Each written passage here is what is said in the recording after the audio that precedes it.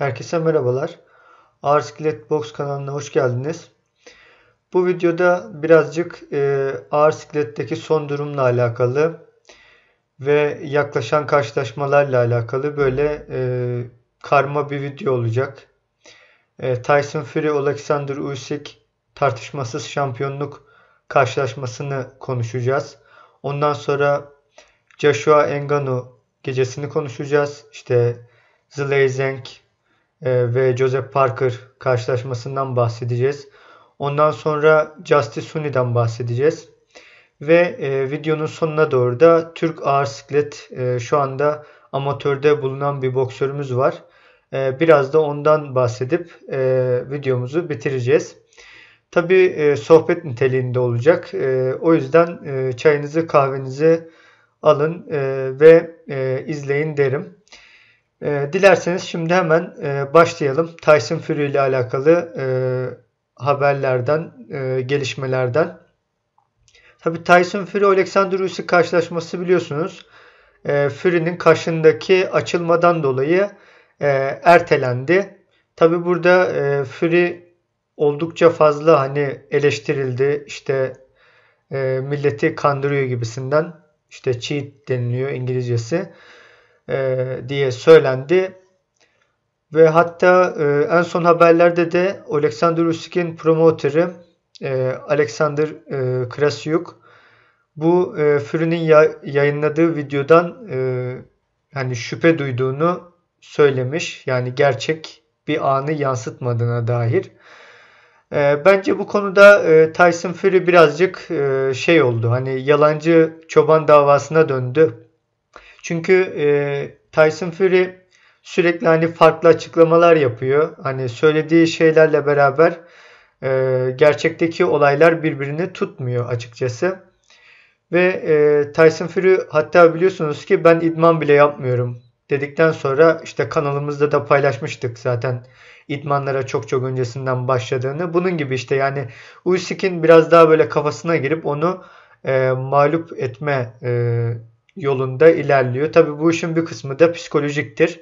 Ama bu Alexander Usyk'e ne kadar etki ediyor onu da tabii ki bilemeyiz. Şimdi onun haricinde başka Tyson Fury hani bu açılmayla alakalı belki de hani masumdu ilk defa öyle söyleyeyim. Çünkü sparringlerde böyle şeyler olur. Ama tabii Tyson Fury gibi bir isimden böyle bir açıklama gelince özellikle herkes karşılaşmayı büyük bir heyecanla bekliyordu. Başta da ben varım tabii. Geceleri artık bu karşılaşmayı kafamda böyle çok fazlaca canlandırıyordum yani. Uyuyamıyordum artık. Ama hayırlısı 18 Mayıs'a ertelendi karşılaşma. İşte herhangi bir taraf çekilirse 10 milyon dolar gibi bir ceza olacağını söyledi. İşte Turki El Al Sheikh. Ve bu karşılaşma artık tamamen kilitlendi, kapandı diyebiliriz. Şunu söyleyeyim, bu karşılaşmayla alakalı yapılan yorumlarda o hani Tapoloji sayfasında bu yeni bu arada sayfa. Diğeri Postponed yazıyordu. Şey öndeydi. Alexander Usyk öndeydi. 52'ye 48 yapılan tahminlerde ve ilginçtir ki şu anki tahminlerde hemen bakacağız şu anda. Tyson Fury öne geçti ama fazla tahmin yapılmamış. Daha erken yani çünkü karşılaşmaya nereden baksanız 3 ay gibi bir süre var. 29 tahmin yapılmış ve bunların %52'sinde Fury kazanır demişler. Usyk kazanır diyenler de %48'lik bir dilim. Tabi bu %48'lik dilimin tamamı dikkat edersiniz ki sayıyla, hakem kararıyla Usyk alır demiş. Ki ben de yani Usyk tarafına yakın olduğumu bu Fury'nin hatta kaşı açılmadan belirtmiştim sizlere. Şurada Fight Hype kanalının evet tahminleri vardı. Burada da zaten sizlere paylaşmıştım ben. Yine topluluk sekmesinde Alexander Usyk'i seçtim ben. %56'ya 44 burada Alexander Usyk önde 58.000 oy kullanılmış. Tabi bu Fight Hype kanalı büyük bir kanal. 1.64 milyon oradaki yapılan yorumlara biraz da olsa güveniyoruz. Şimdi bu karşılaşmayla alakalı tabii ki Usyk çok iyi bir şekilde hazırlanmaya devam ediyor. Ben özellikle şunu söyleyeyim, ifade edeyim ki kanalımızda da zaten geçen topluluk sekmesinde paylaştım. Şimdi göstereceğim sizlere. Usyk vücuda yapılan idmanları benim çok hoşuma gitti. Bakın. Usyk body shot'lara, vücuda vuruş karşı antrenman yapıyor. Çünkü Alexander Usyk'in tek zayıf noktası buydu. Açıkçası. Vücuduna yapılan vuruşlarda özellikle çok canı yanıyordu. Bu amatör kariyerinden beri böyle. Ve buna şey yapması, çalışması gerçekten benim Usyk tarafına tamamen artık geçmemi sağladı. Çünkü Tyson Fury'nin Francis Ngannou'yla yaptığı karşılaşma gerçekten zaten kafamda çok büyük soru işaretleri oluşturmuştu. Bu maça Tyson Fury iyi çalışmadı mı? Yoksa dövüş sporu yapan arkadaşlar, daha doğrusu boks yapan arkadaşlar daha iyi bilecektir ki bazen birisi gelir. Mesela siz herkesi yenersiniz ama o boksörü, o gelen kişiyi bir türlü yenemezsiniz. Kariyerinizin belli bir döneminde. Söylediğim gibi boksör olan arkadaşlar bunları daha iyi anlayacaktır. Bir türlü o adamı yenemezsiniz yani. İstediklerinizi yapamazsınız. Taktikleriniz yarım kalır. Böyle huysuz bir durum olur yani. Belki de diyorum ki Tyson Fury Ngannou ile yaptığı karşılaşmada Ngannou ona ters gelmiş olabilir. Ya da iyi idman yapmamış da olabilir. Çünkü Fury nasılsa yenerim diye ringe çıkmış da olabilir diye ben düşünüyorum. Tabii ki Tyson Fury yetenekli bir isim. Boks yaptığı zaman da gerçekten çok tehlikeli bir isim oluyor. Alexander Usyk'le yaptığı işte bu karşı karşıya gelmişti. Hani belli bir masa etrafında konuşmuşlardı. Orada işte ona sorulan soruya ben işte Klitschko tarzın dövüşmeyi artık yapmıyorum. Yani ona gerek duymuyorum. Onu işte knockout edeceğim, ezeceğim gibisinden konuşmuştu Tyson Fury. Tabii ki gönül ister ki Tyson Fury o Klitschko zamanındaki gibi dövüşsün ve ortaya çok güzel bir boks müsabakası çıksın diye ümit ediyoruz ama Tyson Fury o boksundan şu an çok uzakta ve işte çullanmadır, böyle kirli bokstur. Biliyorsunuz zaten Tyson Fury'nin tarzını. Onu yapmaya devam edecek gibi gözüküyor. Bu karşılaşmanın yorumunu yine maç yaklaştığında, maç tarihi yaklaştığında yaparız ama şimdilik bu maçla alakalı söyleyeceklerim bu kadar. Buradan hemen Joshua Ngannou gecesine geçelim. Biliyorsunuz ki artık radarımızda olan karşılaşma bu. 8 Mart tarihinde yapılacak. Ve bu karşılaşmayı çok ilginçtir ki Francis Ngannou'nun kazanacağını söyleyenler çok fazla. Ben katılmıyorum buna.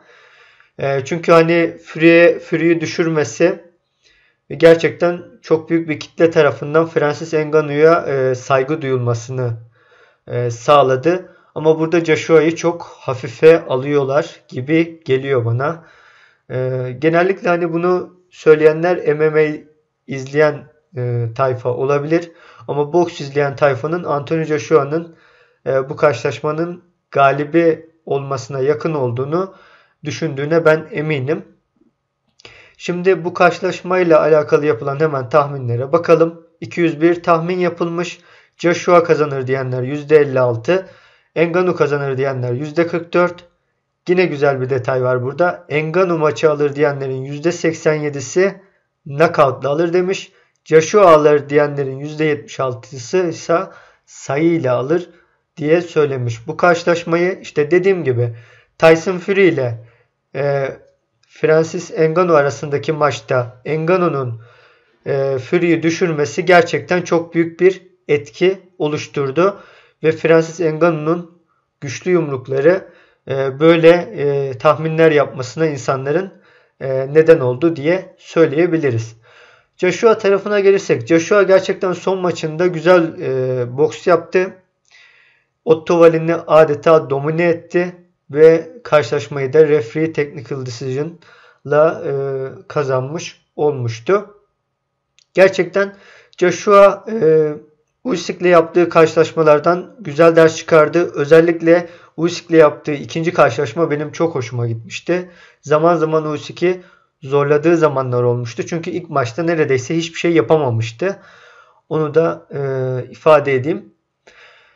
Buradan bu maçın da yine yorumunu nasıl olsa yapacağız. O yüzden hemen Zhilei Zhang Joseph Parker maçının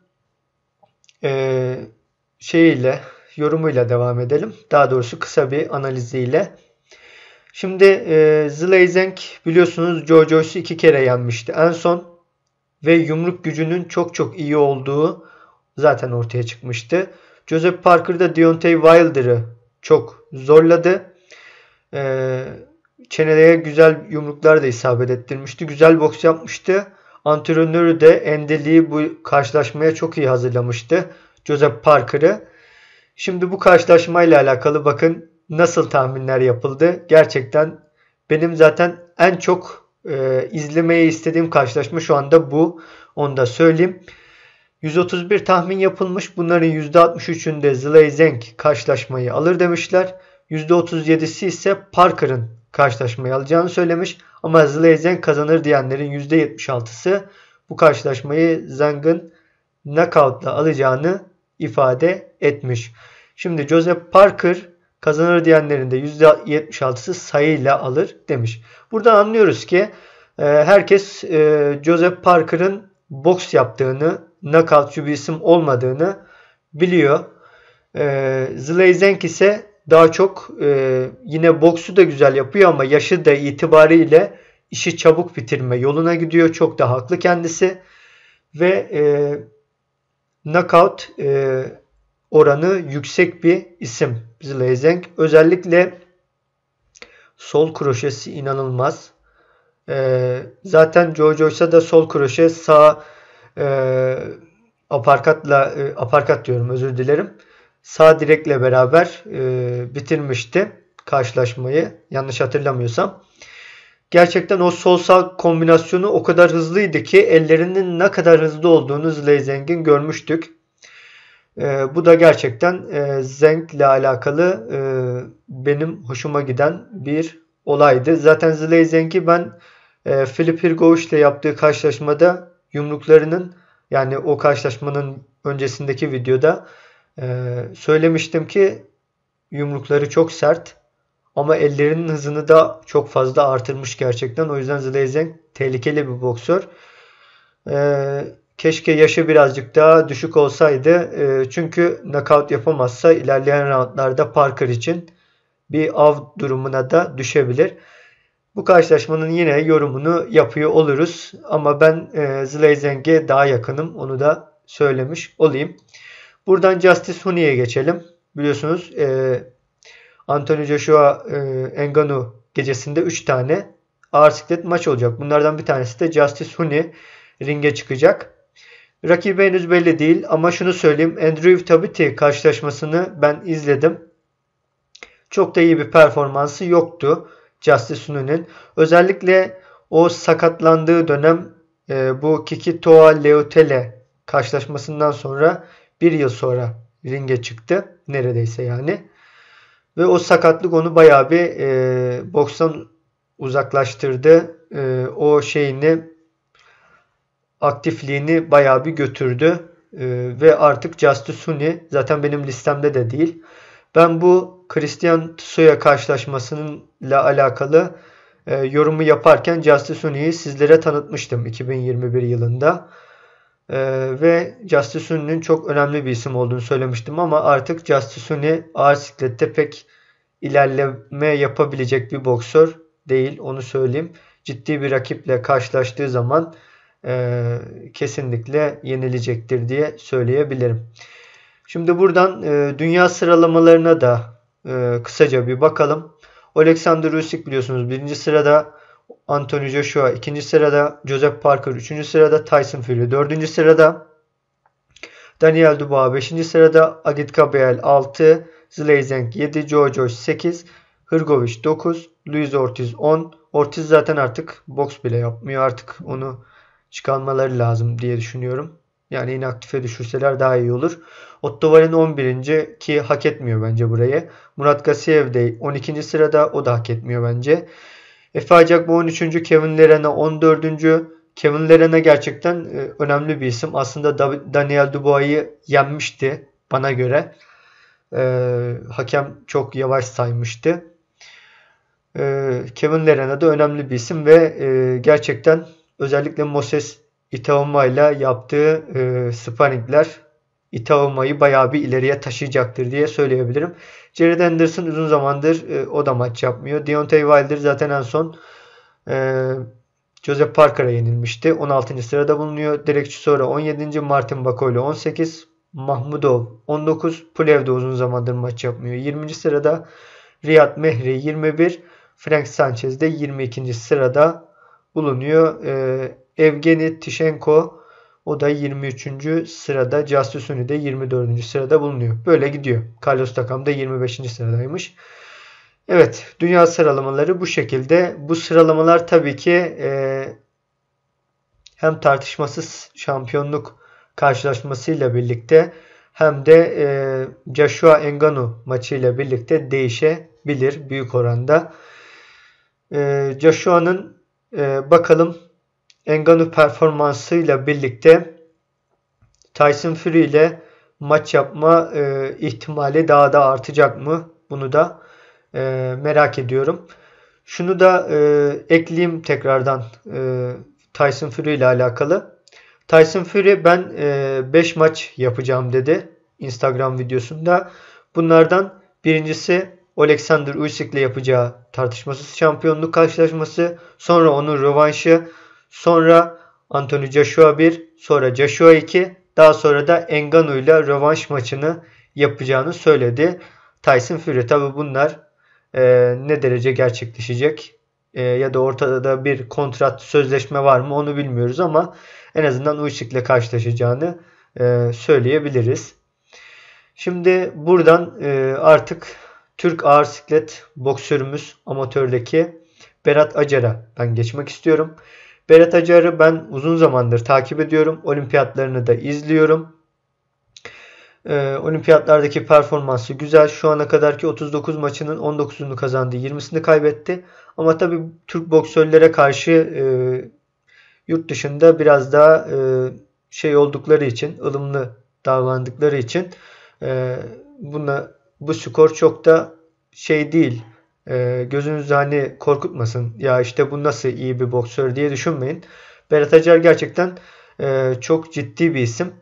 Profesyonele geçerse kesinlikle söyleyeyim ilk 10'a ilk 15'e kadar yükselebilecek bir isim. Bakın ben bu kanalda daha önceden de çok şey yaptım.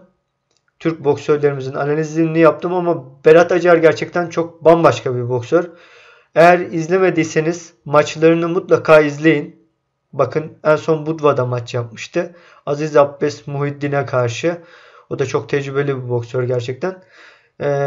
Onu henüz yenemedi ama ilerleyen zamanda ben yeneceğine de inanıyorum. Gerçekten çok ciddi bir isim.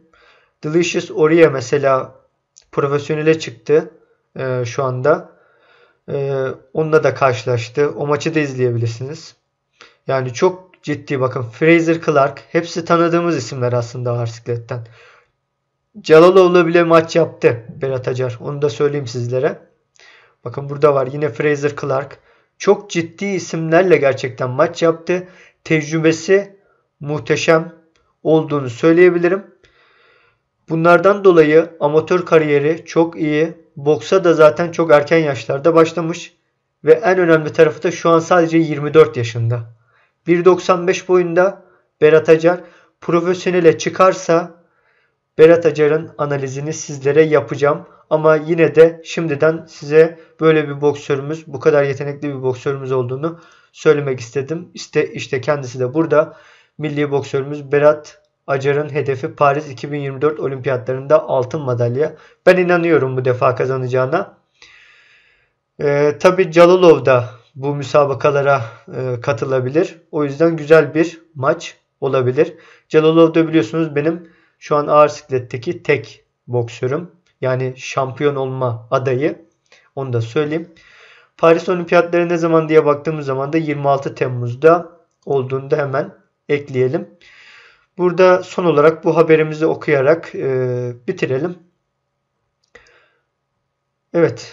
ASKİ Spor Kulübü sporcusu Berat, Samsun'da düzenlenen Mustafa Bilir Büyük Erkekler Türkiye Ferdi Boks Şampiyonası'nda artı 92 kiloda mücadele ediyor. Berat Acar, Anadolu Ajansı muhabirine yaptığı açıklamada çok hareketli olduğu için babasının kendisini çocukken boksa yazdırdığını söyledi. Boks sporuna 9 yaşında başladığını belirten milli boksör, ben de bu sporu sevdim. Devam ettim. Başarılar da gelince bu zamana kadar geldim. Üniversiteler Dünya Kupası şampiyonluğu ve 9 Türkiye şampiyonluğunun yanında uluslararası birçok madalyam var. Evet, Türkiye'de defalarca şampiyon oldu Berat Acar. Ve zaten amatör kariyerini de az önce gösterdim. Orada da yurt dışında birçok karşılaşması var. Çok da önemli isimlerle, işte Calalov gibi. Hedefinin Paris 2024 Olimpiyat oyunlarına katılıp altın madalya kazanmak olduğunu dile getiren Berat, önümüzde İtalya ve Tayland'daki kota maçlarımız var. Önce olimpiyat vizesi alıp sonra olimpiyatlarda altın madalya için yarışmak istiyorum. Olimpiyatlara katılmak için çok çalışıyoruz. Haftada 6 gün, günde çift antrenman yapıyoruz diye konuştu Berat Acar. Ben tebrik ediyorum kendisini. Olimpiyatlarda da başarılar diliyorum. Ve Türkiye'deki promotörlere de bu Berat Acar kardeşimizin mutlaka profesyonele geçirmeleri için talepte bulunuyorum. Sakın bu boksörü kaçırmayın. Çok ciddi bir isim. Olimpiyatlarda da zaten güzel bir performans gösterince bence birçok promotörün radarına girecektir diye düşünüyorum. Zaten boks federasyonumuz da var artık. 2023 yılından itibaren lisansı çıkabiliyor artık. Boksörlerimiz Almanya gibi, Ukrayna gibi yerlere gitmek zorunda değiller. Türkiye'de de profesyonel olunabiliyor. Bu açıdan da çok mutluyum gerçekten. Evet, bugün söyleyeceklerim bu kadar. Umarım videomuzu beğenmişsinizdir. Lütfen yorumlarınızı yazmayı unutmayın. Bir sonraki videomuz Justis Huni ile alakalı olacak. Çünkü Joshua Ngannou gecesindeki ilk yorumlayacağım karşılaşma olacak. Ardından da işte Zhilei Joseph Parker ve Joshua Ngannou analizleriyle karşınızda olacağım. Bir sonraki videomuzda görüşmek üzere. Kendinize iyi bakın.